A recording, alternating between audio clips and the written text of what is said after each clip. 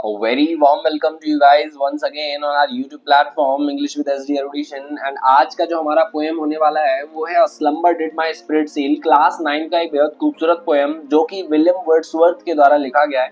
ये जो पोएम है ये बेसिकली पोएट की बिलव्ड ल्यूसी के बारे में है। व्हेन शी डाइड, जब वो मर गई थी, जब वो गुजर गई थी, तब विलियम वर्ड्सवर्थ क्या सोच रहे थे, क्या थॉट प्रोसेस था उनका, क्या स्टेट था, किस हालत में थे, तो वो सारी चीजें इन्होंने बताई है।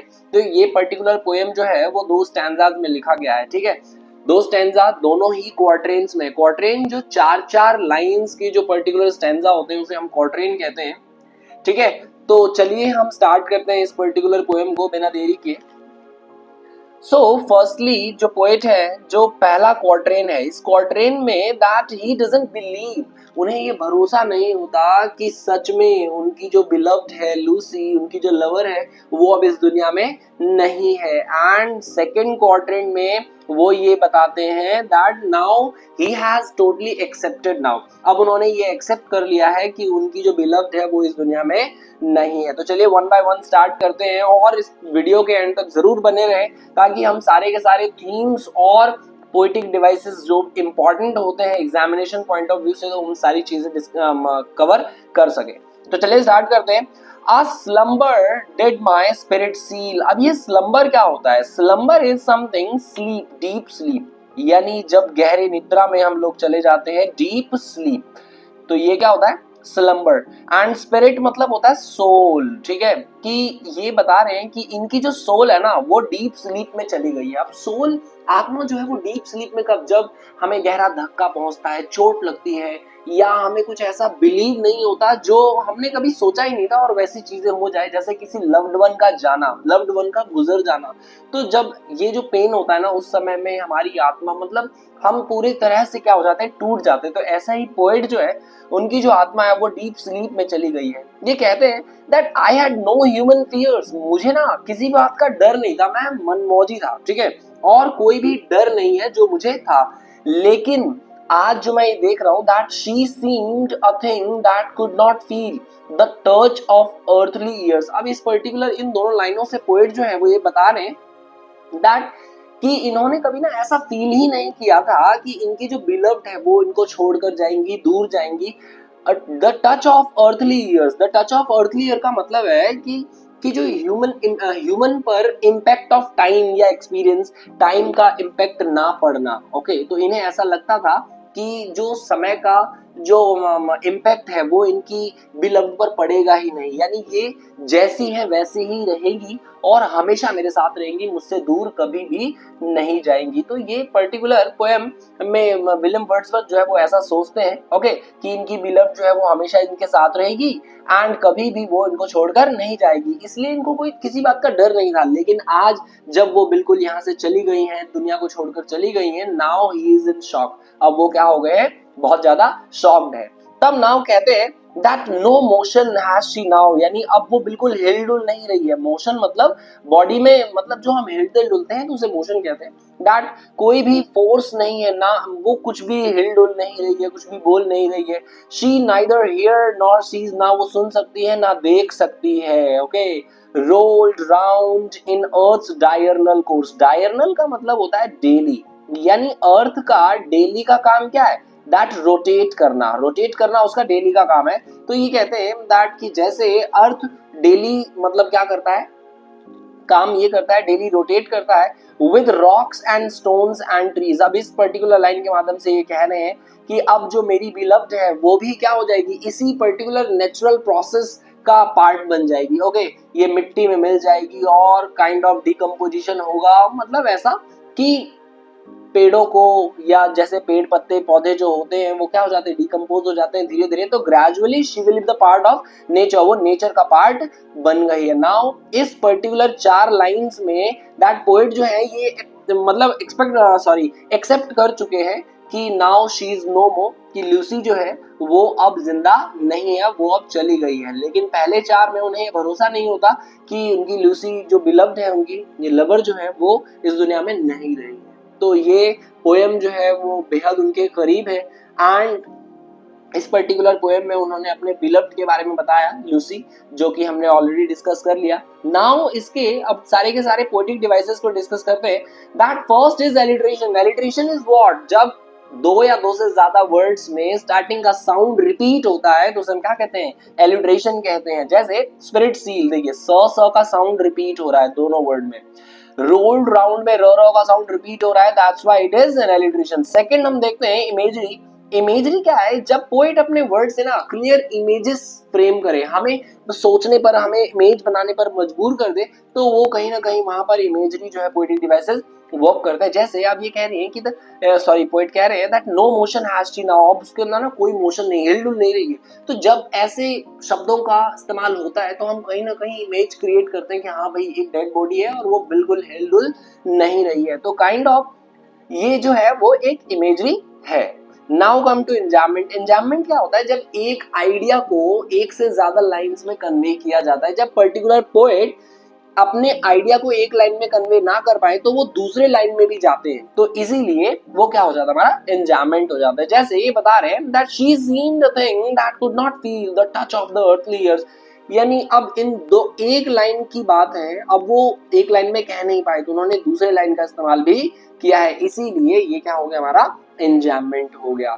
Now come to the fourth one, personification. Personification यहाँ पर बहुत बार यूज हुआ है इस पर्टिकुलर पोएम में, और ये आपसे पूछा भी जा सकता है। इस पोएम का सबसे इंपॉर्टेंट जो पोएटिक डिवाइस है वो पर्सोनिफिकेशन है।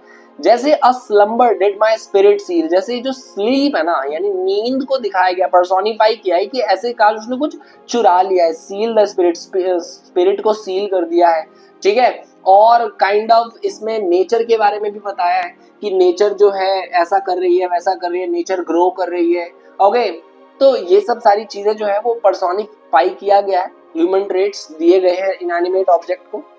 Now come to metaphor. अब ये मेटाफर क्या है? A slumber did my spirit seal, ये किस चीज को दर्शाता है? ये मेटाफरिकली दर्शाता है रिप्रेजेंट द इग्नोरेंस और अनअवेयरनेस ऑफ डेथ। कि हम जो है ना, एक इग्नोरेंस मतलब होता है नादानी, और अनअवेयरनेस मतलब हम जागरूक ही नहीं है इस बारे में कि डेथ जो है हम सभी की लाइफ में एक दिन आएगी ही। जैसे पोएट विलियम वर्ड्सवर्थ जो थे वो अपनी बिलव्ड लूसी के लिए इतने ज्यादा अनअवेयर थे कि भाई उसको ऐसा, उन्हें ऐसा लगता था कि मेरी जो बिलव्ड है वो मुझसे दूर जाएगी नहीं, यानी वो कभी नहीं मरेगी। Now she seemed a thing that could not feel. The beloved is metaphorically transformed into an inanimate part of nature.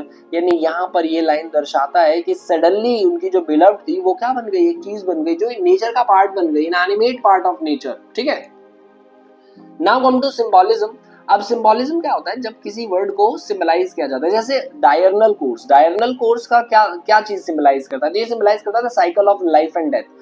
कि देखिए लाइफ और डेथ जो है ना, ये दो ऐसे पहलू हैं। जैसे हम एक सिक्का, हम कहते हैं ना कॉइन है, कॉइन में एक तरफ हेड है और एक तरफ टेल है, तो ऐसे ही एक सिक्के के ना ये दो पहलू है, लाइफ एंड डेथ। ये होगा, ये भी होगा, और अगर डेथ है तो कहीं ना कहीं उसका जो लाइफ है वो भी होगा।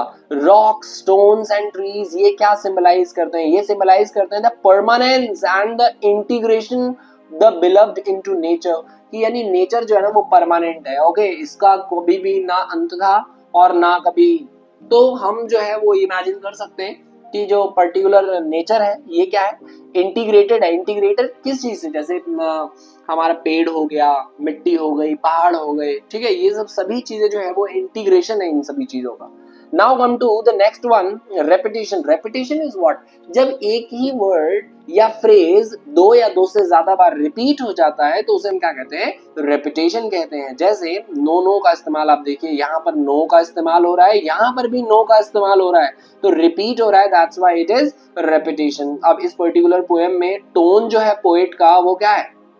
दैट स्टार्टिंग में मेलंकलिक टोन है एंड इवेंचुअली क्या होता है कि वो काम हो जाते हैं और एक्सेप्टेंस आ जाती है उनके टोन में कि हाँ finally he has accepted that his beloved, उनकी जो बिलव्ड है इज नो मोर, कि वो अब दुनिया में नहीं है। नाउ इसका जो राइमिक स्कीम है वो ए बी राइमिक स्कीम है दोनों ही स्टेंजास में। Okay, now come to themes. अब हम सारे थीम्स देखते हैं इसके। थीम सबसे पहला जो है वो डेथ एंड मोर्टालिटी। कि डेथ एंड मोर्टालिटी ये ऐसी चीजें हैं जो मतलब इनएविटेबल है। इनएविटेबल का मतलब होता है जिसे टाला ना जा सके, इनएविटेबल है।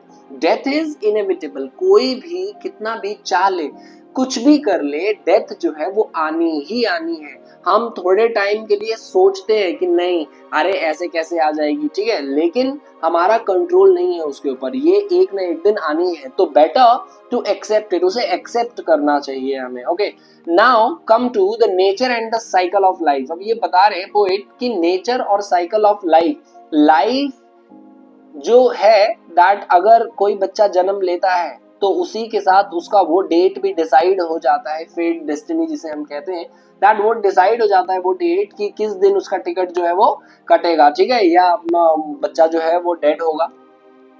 The poem suggests that after death, the beloved is no longer a distinct individual but has become part of nature's eternal cycle। कि बता रहे पोएट की डेथ के बाद ना, डेथ क्या है, डेथ ये है दैट कि वो जो पर्टिकुलर पोएम पर्सन है वो क्या होगा, इवेंचुअली नेचर का पार्ट बन जाएगा, नेचर में मिल जाएगा। जैसे पोएट ने बताया कि उनकी जो बिलव्ड है वो इवेंचुअली क्या बन जाएंगी, नेचर में मिल जाएंगी, रॉक्स, ट्रीज, सॉइल, इन सब के माध्यम से। Now come to next one which is love and loss. कि जब हम किसी से प्यार करते हैं ना तो ये नहीं होता कि उसको खोने से हमें बहुत ज्यादा डर लगता है। दैट जो पोएट है वो पहले अनअवेयर थे, उनको किसी भी बात का डर नहीं था, उनको उनकी बिलव्ड को खोने का डर नहीं था, वो कभी जानते नहीं थे। उन्होंने एक्सेप्ट किया हुआ था अपने माइंड में, कहीं ना कहीं उन्होंने ये सोचा था कि उनकी जो बिलव्ड है वो उनसे कभी दूर ही नहीं जाएगी, लेकिन इवेंचुअली ऐसा नहीं हुआ। The poem reflect the deep love and grief. The speaker once unaware of mortality, वो मोर्टालिटी के अनअवेयर थे। मोर्टालिटी मतलब जैसे डेथ की क्या, डेथ के क्या थे, वो अनअवेयर थे, डेथ तो होगी नहीं, ठीक है नाउ, लेकिन अब वो क्या करते हैं, कन्फ्रंट करते हैं। कन्फ्रंट मतलब होता है सामना करना, टैकल करना। सामना करते हैं किस चीज का, the loss of his beloved, अपने बिलव्ड के लॉस का, क्योंकि अब उनकी बिलव्ड जो है वो क्या हो गई है, गुजर गई है। The tone shift from emotional detachment to sorrowful acceptance, कि एक डिटैचमेंट की अब वो अपने बिलव्ड से दूर हो गए हैं और फाइनली ही एक्सेप्ट्स, वो एक्सेप्ट कर लेते हैं कि ये जो है वो नेचर का पार्ट है। Now come to the ignorance and innocence versus reality. बहुत बार हम ऐसी चीजें करते हैं, अपनी नादानी कह लो या मासूमियत कह लो, उसमें हमें ये नहीं पता होता, हम रियलिटी को एक्सेप्ट नहीं करते। जैसे पोएट जो है वो स्टार्टिंग में बताते हैं कि उन्हें लगता नहीं था, वो अनअवेयर थे इन सब चीजों से, ठीक है। जैसे वो बताते हैं suggest that he once viewed his beloved as immortal, उन्हें लगता था उनकी जो बिलव्ड है ना वो हमेशा उनके साथ रहेगी, कभी उनको छोड़कर नहीं जाएगी। ये क्या शो करता है, ये शो करता है उनकी नादानी को, उनकी मासूमियत को शो करता है। लेकिन जो सेकंड स्टैंजा है उसमें वो एक्नॉलेज करते हैं, एक्सेप्ट करते हैं, स्वीकार करते हैं कि नहीं, डेथ जो है ना वो रियलिटी है, और वो हार्श रियलिटी है जो उन्हें एक्सेप्ट करना ही पड़ेगा, आज नहीं तो कल, that he will have to accept it. Now come to the fifth one which is time and change। समय और बदलाव, समय के साथ साथ बदलना और बदलाव दोनों होता है। अगर आप नहीं बदलोगे ना तो समय आपको बदल देगा। ओके, इसीलिए हमें हमेशा समय के साथ क्या होना चाहिए, बदलना चाहिए। अगर आप समय के साथ साथ नहीं बदलोगे तो जैसे हम गेम्स खेलते हैं तो गेम्स में भी अपग्रेडेशन आता है, अगर अपग्रेड नहीं होगा गेम समय के साथ तो वो क्या हो जाएगा, बिल्कुल आउटडेटेड हो जाएंगे। तो ऐसे बहुत सारे गेम्स आपको पता है, मुझे कमेंट में जरूर बताइएगा दैट कि ऐसे कौन से गेम्स हैं जो आपके टाइम में या पहले बहुत ज्यादा फेमस थे, ठीक है, पॉपुलर थे, और आज वो गेम आउटडेटेड हो चुके हैं क्योंकि उन्होंने मतलब चेंज नहीं लाया अपने अंदर, अपग्रेड नहीं किया। ओके, तो समय के साथ साथ चेंज होना बहुत ज्यादा जरूरी है, नेचर का भी पार्ट है कि जो आज चीज है नेचर में वो कल क्या हो जाएगी, नहीं होगी, और जो कल होगी वो परसों नहीं होगी। तो ये चीजें चेंज जो है वो चलता रहता है।